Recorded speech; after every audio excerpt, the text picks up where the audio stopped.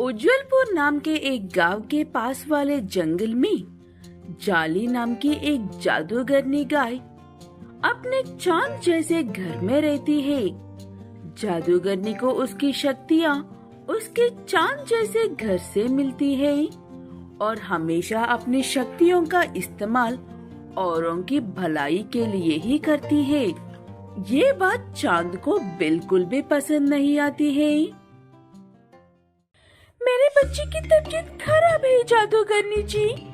मैंने इसका अच्छे से अच्छे हॉस्पिटल में इलाज करवा कर देखा है, लेकिन ये ठीक ही नहीं होता है। अच्छा, क्या नाम है बेटा तुम्हारा? यहाँ मेरे पास आओ, देखो मेरे पास क्या है। ऐसे कहकर जादूगरनी गाय बच्चे को अपने पास बैठाकर एक पल में ही उसे ठीक कर देती है और उसे अपनी माँ के पास भेज देती है। क्या मिला तुम्हें उनकी मदद करके? क्यों मेरी शक्तियों को ऐसे बेकार में इस्तेमाल कर रही हो? मैं तुम्हारे जादू से बंद हुआ हूँ, इसीलिए चुप हूँ। हर बात अपने फायदे के लिए नहीं होती है चंदू, और वैसे भी तुम्हारा जल्द ही पीछा छूटने वाला है मुझसे। मैं जिन्हें ठीक करती हूँ उसकी सारी बीमारी मुझ में आ जाती है। मेरे पास ज्यादा वक्त नहीं है। वो बात सुनकर चांद भी चुप हो जाता है। ऐसे ही वक्त गुजरता जाता है और एक दिन गांव वालों को ये खबर मिलती है। आज रात बहुत बड़ा तूफान होने वाला है। उज्जवलपुर वालों से निवेदन है कि जितनी जल्दी हो सके कुछ दिनों के लिए गांव से बाहर चले जाओ। ये कैसे मुसीबत आ पड़ रहा है हमारे ऊपर? अब अचानक से घर बाहर छोड़कर कहाँ जाएंगे हम? कहीं पर भी जाने से पहले एक बार जादूगरनी से बात करना बेहतर होगा। वो हमेशा हमारी मदद करती है। लेकिन वो तो सिर्फ बीमारियां ठीक करती है। वो भला हमारी क्या मदद कर सकती है इस तूफान में? आखिर में जादूगरनी गाय से बात करना ही तय होता है। कुछ लोग जाकर उसे तूफान के बारे में बताता है। जादूगरनी गाय इससे पहले कि कुछ कहती, चांद पीछे कह देता है कि जादूगरनी गाय तुम्हारी मदद जरूर करेगी। मेरे प्यारे दोस्त और मेरे घर ने कह दिया है तो मैं तुम्हारी मदद जरूर करूंगी। तुम सब जाकर अपने घरों में सुकून से सो सकते हो। सब एक लंबी सांस लेकर लौट जाता है और बाकी के गांव वालों को भी ये बात बता देता है। जादूगरनी बारिश के पानी को अपने अंदर समाने के लिए खड़ी हो जाती है। इस बात से चांद बहुत खुश था। आखिरकार मुझे इससे छुटकारा मिलने वाला है। मैं आजाद हो जाऊंगा और ये केक उज्जवलपुर वालों को दिखाऊंगा। मैं सिर्फ एक चांद और एक घर से ज्यादा हूँ। जादूगरनी गाय गांव बचा लेती है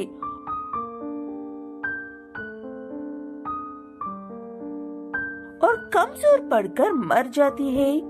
ये बात पता चलने के बाद गांव वाले बहुत दुखी होते हैं और बहुत अच्छे से अंतिम संस्कार करते हैं। मैंने कहा था वो सिर्फ तबीयत ठीक करने के लिए सही है। आज हमारी जादूगरनी हमारे साथ होती। जादूगरनी हमेशा कहती थी कि उसे शक्तियाँ उस चांद घर से मिलती है। वो जरूरत पड़ने पर हमारी मदद करेगा। ठीक है कहकर लोग फिलहाल के लिए चुप रहकर जरूरत पड़ने पर चांद के पास जाते हैं और अपनी समस्या बताते हैं। लेकिन वो ये नहीं जानते थे कि चांद की सोच कैसी है, इसलिए उसकी बातें सुनकर हैरान हो जाते हैं। तुम्हें क्या लगा मैं उस जादूगरनी की तरह बेवकूफ हूँ जो तुम्हारी मुफ्त में मदद करूँगा। मेरी मदद चाहिए तो मुझे पैसे दो, और गांव में रहना है तो टैक्स देना पड़ेगा। ये बात जाकर सारे गांव में बता दो। मैं कुछ ही देर में आ रहा हूँ वहाँ पर राज करने के लिए। चांद की बातों से डरे हुए गांव वाले वापस लौटकर सबको चांद के बारे में बताते हैं, और हमेशा की तरह सब उस बूढ़े बैल पर चिल्लाते हैं। इस बार उसके पास भी कहने के लिए कुछ नहीं था, ना जादूगरनी ना चांद। मरने वाले से बचने वाला बड़ा होता है, आने दो उसे। देखते हैं ये बिना हाथ पैर वाला क्या करता है। ऐसे कहते हुए वो बूढ़ा बैल सामने खड़ा होता है और सभी गांव वाले उसके पीछे खड़े होते हैं। चांद बड़े जोश में उछलता हुआ आ रहा था। तभी वो सिर्फ एक छोटे कंकर की वजह से लुढ़क जाता है और सीधा नहीं हो पाता है। बचाओ बचाओ, कोई मेरी मदद करो, मैं खड़ा नहीं हो पा रहा हूँ। तब वो बूढ़ा बैल उसके पास जाकर बिना कुछ किए और बिना कुछ कहे खड़ा हो जाता है। इधर उधर देखते हुए शोर मचाने के बाद चांद को उस बूढ़े बैल की खामोशी समझ में आती है। वो मुफ्त में किसी की मदद नहीं करता है, इसलिए कोई भी उसकी मदद नहीं कर रहे हैं। इसलिए चांद माफी मांग लेता है और अपनी गलती मान लेता है। उसके बाद सब उसकी मदद करते हैं और वो हमेशा के लिए जादूगरनी की तरह सबकी मदद करने लगता है। ये सब जानवर अपने घर छोड़कर और जरूरत का सामान उठाकर कैलाश नाम के एक दुष्ट बैल की वजह से जा रहे हैं। आतंकपुर वाले भोले और अनपढ़ जानवर हैं, इसलिए कैलाश ने उससे उनकी सारी जमीन अपने नाम कर ली है। हमने सपने में भी नहीं सोचा था कि कैलाश हमारे साथ ऐसा करेगा। अब हम क्या करें, कहाँ जाएं? मुझे कुछ भी समझ में नहीं आ रहा है। अब आप ही कुछ बताओ चाचा जी। अब कोई रास्ता नहीं है, सिवाय देवताओं की मदद लेनी होगी, तभी इतने परिवारों को मदद मिल पाएगा। ठीक है कहकर गांव के कुछ जानवर जंगल में उस खास जगह पर जाते हैं।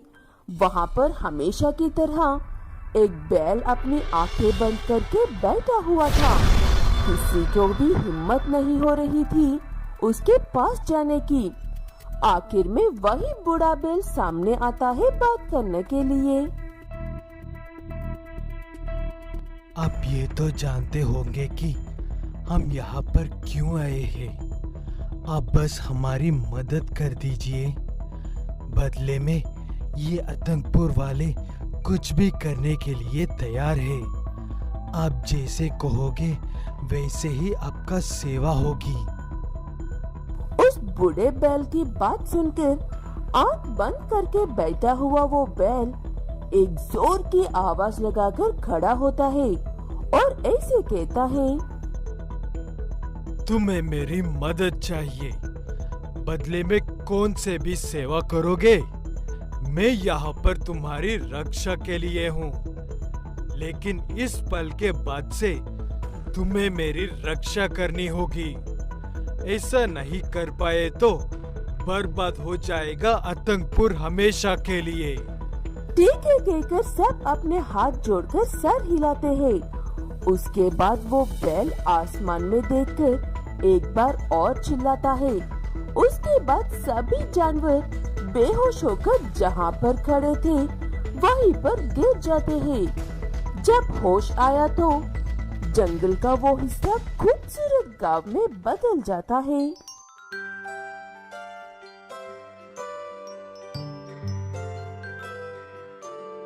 उन्होंने हमारी सुन ली, हम हमारे बच्चों के सर पर अब छत है। वो सब तो ठीक है, लेकिन वो है कहाँ पर? कहाँ चले गए हैं वो? तब सबकी नजर उस बूढ़े बैल के हाथ पर पड़ती है। उस बूढ़े बैल के हाथ में एक मास्क था।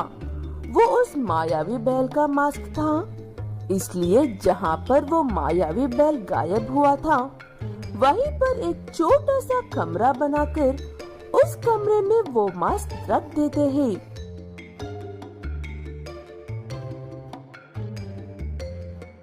मुकोटा चाचा जी के हाथ में था, इसीलिए इसे सामने वाले घर में रहकर चाचा जी ही नजर रखेंगे। अगर कुछ हुआ तो हम सब आसपास ही तो है, भागकर आ जाएंगे। हाँ, यही सही रहेगा। आखिरी दिनों में इतना अच्छा काम करने को मिल रहा है मुझे, और क्या चाहिए? यहाँ पर ये गांव बसते ही वहाँ पर पुराना गांव बंजर बन जाता है। वहाँ की जमीन किसी काम की नहीं रहती है। ऐसा क्यों हुआ है कहकर कैलाश परेशान हो रहा था। उसे लग रहा था उसकी सारी मेहनत बर्बाद हो गई है।